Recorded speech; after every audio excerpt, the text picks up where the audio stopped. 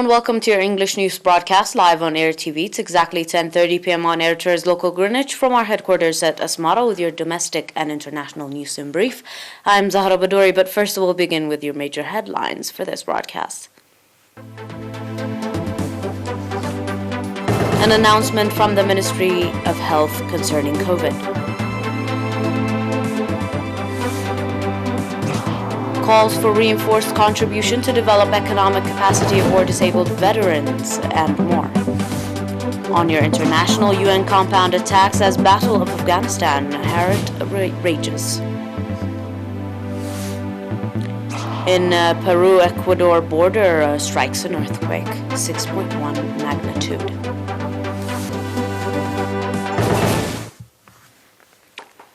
Welcome to your domestic in brief. 2 patients have been diagnosed positive for COVID-19 in tests carried out today at quarantine centers in the central region. On the other hand, 25 patients who have been receiving medical treatment in hospitals in the southern 13 and central 12 regions have recovered fully and have been discharged from these facilities. Sadly, an 84-year-old patient has passed away in the southern region due to the pandemic. The total number of recovered patients has accordingly risen to 6,444, while the number of deaths increased to 35. The total number of confirmed cases in the country to date has risen to 6,547. Ministry of Health, Asmara, 31st July 2021.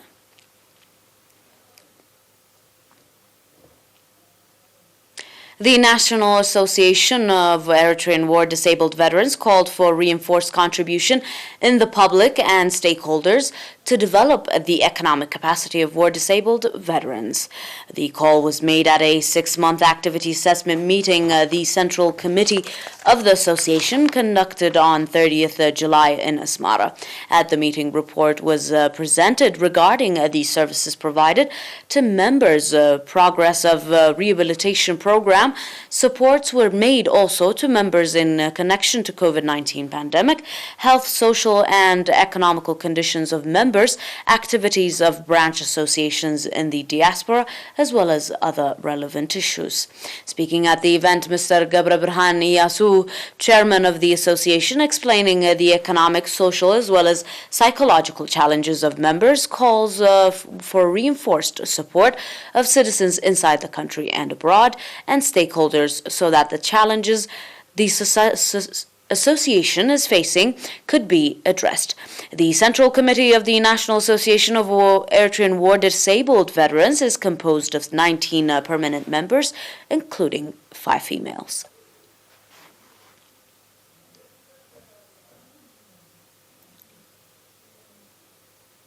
Proceeding with your domestic, the head of health facilities in Mansoura subzone, Nurse Kaseta Solomon, reported that commendable effort has been exerted to expand health services provision within the subzone, indicating that in the subzone there are 1 health center and 4 health stations. Nurse Kaseta said that health facilities are providing commendable health services to the public, and as a result, the prevalence of communicable diseases has significantly been reduced.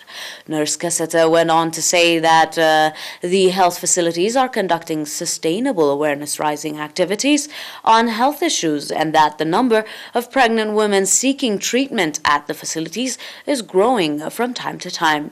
Nurse Kaseta also called on the public to take advantage of the opportunities provided and strengthen participation and cooperation in the vaccination program and pregnant women to deliver at health facilities.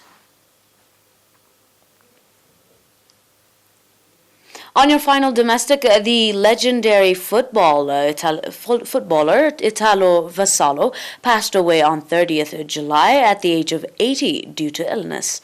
Italo Vassallo, who was one of Eritrea's football stars in the 60s and 70s, has collected many trophies with the Hamasien Football Club and Eritrean national team. He was also one of the 8 Eritrean footballers in the Ethiopian national team that was an African champion in 1962. After independence, Italo served as technical advisor to the Eritrean Football Federation. Italo Vassallo is survived by his wife and 4 children.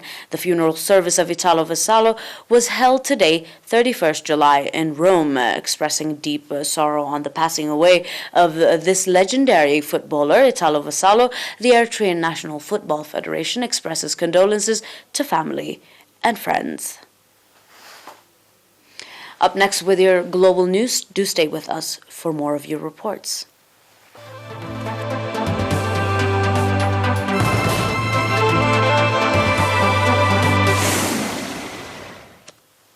And on your reports on the international line, Afghanistan guard killed in attack aimed tense fighting between government forces and Taliban on western city on the outskirts. An Afghan security guard was killed on Friday when a United Nations compound came under attack in Herat, officials said, as fighting raged between government forces and the Taliban on the outskirts of the city in western Afghanistan. Violence has surged across the country since early May when the Taliban launched a sweeping offensive as the U.S.-led foreign forces began a final withdrawal, which is now almost complete. The Taliban have seized several districts on the outskirts of the city, as well as 2 borders crossings in Herat province in adjoining Iran and Turkmenistan as they continue a sweep across the country. On Friday, the Taliban clashed with government forces on the outskirts of Herat city, the provincial capital, forcing many families to flee and residents reported. During the fighting, the UN's main compound in Herat came under attack by rocket-propelled grenades and gunfires. A statement issued by the United Nations Assistance Mission in Afghanistan reported. Deborah Lyons, the United Nations Secretary General Special Representative for Afghanistan, said that this attack against the United Nations is deplorable and that they condemn it in the strongest terms. The UNAMA said that the attack was carried out by anti-government elements, in quotation. On your final report, an earthquake of magnitude 6.1 jolted the Peru-Ecuador border region on Friday, July 30th. The GFZ, German Research Center for Geoscience, reported, but the only minor report of the damage was registered immediately following the tremor. Newly elected Peruvian President Pedro Castillo traveled to the north of the country to serve the damage. Television footage showed fightings and fighters, Peruvian scrambling into the streets as the earth rumbles in the northern coastal city of Piura.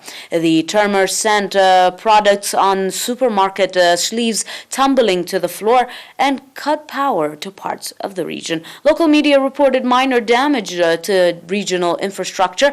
There was a few injuries, however, but no casualties as reports came. The earthquake was at depth of 10 kilometers, equaling to 6.21 miles from the GFC report.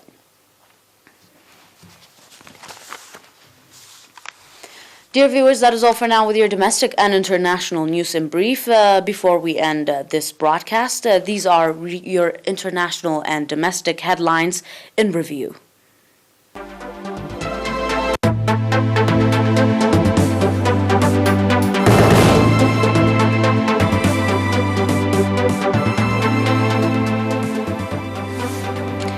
Calls for reinforced contribution to develop economic capacity, that of disabled veterans. UN compound attack as battle for Afghanistan's Herat rages. Earthquake Peru-Ecuador border 6.1 magnitude. Those were your exclusive headlines for this broadcast. Until we are back for some more news, stay and enjoy the rest of our programs. But until then, have a nice one.